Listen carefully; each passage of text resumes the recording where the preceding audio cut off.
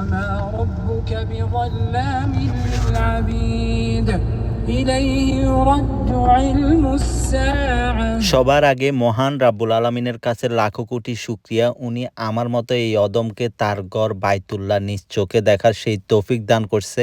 আলহামদুলিল্লাহ, একবার নয় অনেকবারই সেই তৌফিক উনি আমাকে দান করছে। তার জন্য লাখো কোটি শুকরিয়া মহান রাব্বুল আলামিনের দরবারে। আলহামদুলিল্লাহ, ইফতারের আগে আগে আমরা রওনা দিয়ে দিয়েছিলাম ওমরার উদ্দেশ্যে।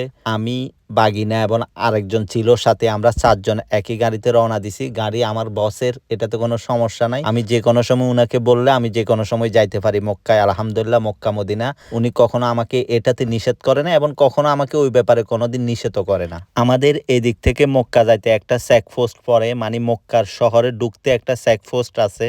এখন রমজান মাস, রমজান মাসে মক্কায় খুব বেশি জামিলা থাকে, সেই জন্য চেকপোস্টের পাশে একটা পার্কিং এর ব্যবস্থা করছে এবং এখান থেকে বাস দিয়ে দিছে। আপনি বাসে করে যাইতে পারবেন এবং বাসে করে আসতে পারবেন। যাওয়া আসার একটাই টিকিট। আর বাস স্টেশনটার নাম হচ্ছে যে নৌরিয়া বাস স্টেশন। বাস স্টপেজের ওইখানে আমাদের গাড়ি দাঁড়া করানোর পর আমরা ওইখানে খাওয়ার পাইছিলাম। খাওয়া দাওয়া শেষ করে বাসে উঠে সরাসরি চলে আসলাম মক্কায়।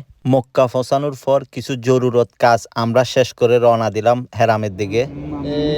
মাশাআল্লাহ,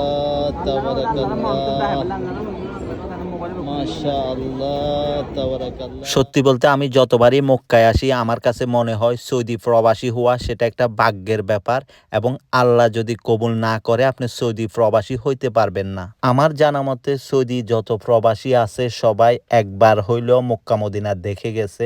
পৃথিবীতে এমনও মানুষ আছে যারা মক্কা মদিনা দেখার জন্য হাহাকার করতেছে, কিন্তু আল্লাহ তাদেরটা কবুল করতেছে না। আর সেই জায়গায় আমাদের মতো অদম আমরা এখানে কাজ করতে এসে বারবার মক্কা মদিনা দেখতেছি, এটা আসলে বড় ভাগ্যের ব্যাপার। এটা সবার কিসমতে জুটে না।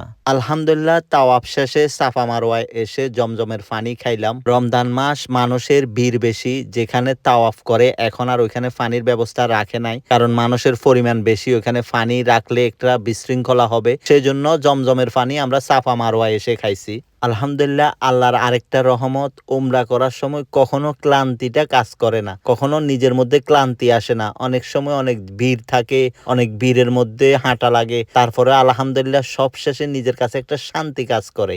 আলহামদুলিল্লাহ, সবকিছু সুন্দরভাবে শেষ করে আমরা ওইখানে একটু রেস্ট নিয়ে সেহরি খেয়ে ফজরের ফরফরই রওনা দিছি বাসার দিকে। আস্তে আস্তে দেখতেছি সূর্যটা একটু একটু উকি দিচ্ছে। মোটামুটি আমরা বাসার ফাঁসেই চলে আসছি। আমার জন্য দোয়া করবেন, আপনাদের সবার জন্য দোয়া রইল। যারা এখনো মক্কা মদিনা দেখেন নাই, আল্লাহ তাদেরকে মক্কা মদিনা নসিব করো। সবাই ভালো থাকবেন। আসসালামু আলাইকুম।